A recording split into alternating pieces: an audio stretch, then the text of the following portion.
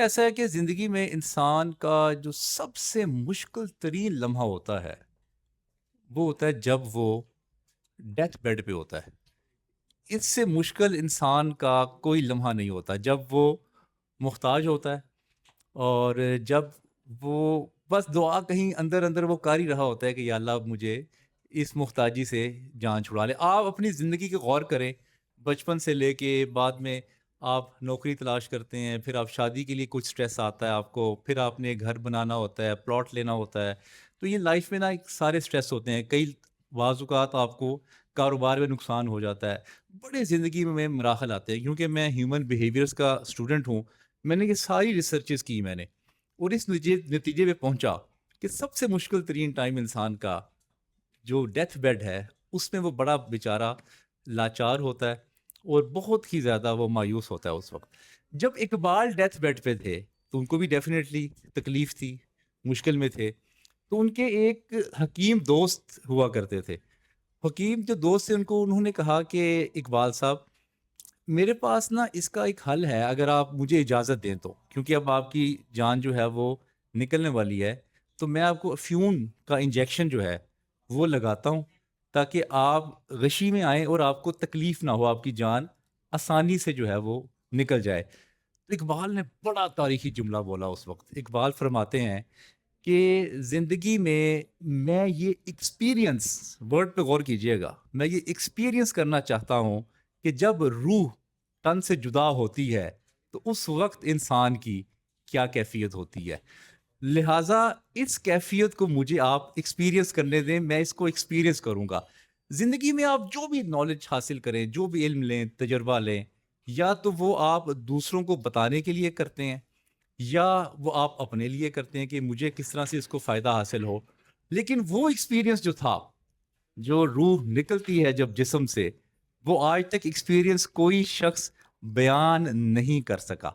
صرف وہ اسی کو پتا ہے کہ اس وقت وہ کیا کیفیت ہوتی ہے. میں تقریباً دنیا میں 50 سے زیادہ شہروں کا میں نے سفر کیا ہے، اور پاکستان میں 100 شہروں میں گیا ہوں. اور دنیا کی جو جتنی بھی بڑی لائبریریز ہیں، 100 کے قریب میں نے ان کا وزٹ کیا ہے. پاکستان کے علاوہ پاکستان میں دیر از اونلی ون پرسن جن کی کہیں نہ کہیں کسی ایک دو لائبریری میں نے مسلمان آتھر کی کتاب دیکھی ہے، اور وہ اقبال ہے. یا میں نے رومی کی کتاب دیکھی ہے یا میں نے اقبال کی کتاب دیکھی ہے. اس کے علاوہ کسی لائبریری میں کوئی بھی مسلم آتھر موجود نہیں ہے.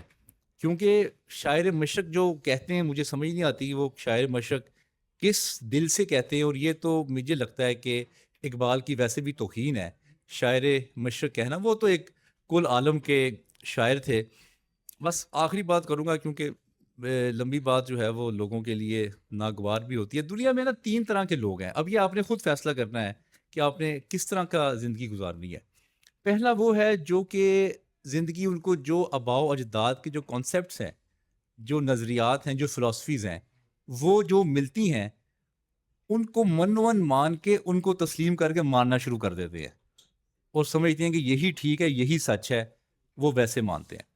دوسری طرح کے لوگ وہ ہیں جو چیلنج کرتے ہیں کانسیپٹس کو، فلاسفیز کو، آئیڈیالوجیز کو. وہ کہتے ہیں کہ ہم خود سے تحقیق کریں گے، تحقیق کرنے کے بعد پھر فیصلہ کریں گے کہ کون سی فلاسفی یا کون سا کانسیپٹ ٹھیک ہے، وہ اس کو مانتے ہیں.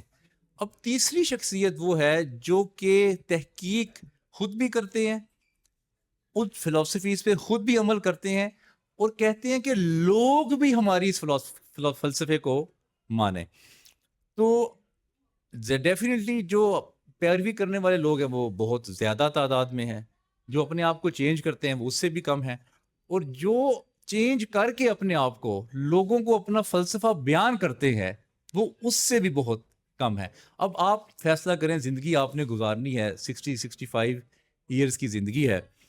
تو آپ فیصلہ خود کر لیں کہ ان 3 کیٹیگری میں آپ اپنے آپ کو کہاں فال کرتے ہیں اور کہاں آپ فال آنے والے وقت میں کریں گے.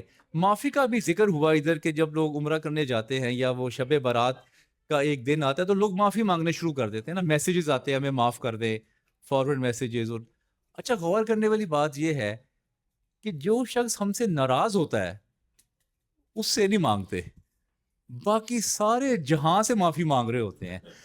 تو مجھے جو فارورڈ میسج آتے ہیں تو میں ان سے پوچھتا ہوں یار مجھ سے کیوں معافی مانگ رہے ہو؟ نہ میرا تم نے کچھ بگاڑا نہ تم نے بگاڑا. اور بھائی ان لوگوں سے معافی مانگے جا کے جنہوں نے آپ کے ساتھ کوئی تلخی ہے.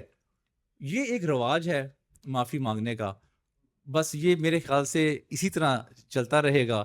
اور جب تک ہم اپنے آپ میں کلیئرٹی اور کنسیپچل ڈیولپمنٹ نہیں لے کے آئیں گے تو وہ اسی طرح کی تقاریب ہوتی رہیں گی, تصویریں بنتی رہیں گی, محسن ظہیر صاحب ہماری کوریج کرتے رہیں گے اور بس سلسلہ اسی طرح چلتا رہے گا. لیکن کچھ نہ کچھ اب فیصلہ یہ ہونا چاہیے کہ آپ نے اپنی زندگی میں کیا ڈیسیژن لینا ہے اور ڈیسیژن لے کے آپ نے اپنے آپ کو کس مقام پہ کھڑا کرنا ہے. آپ کے وقت کا بہت بہت شکریہ جی.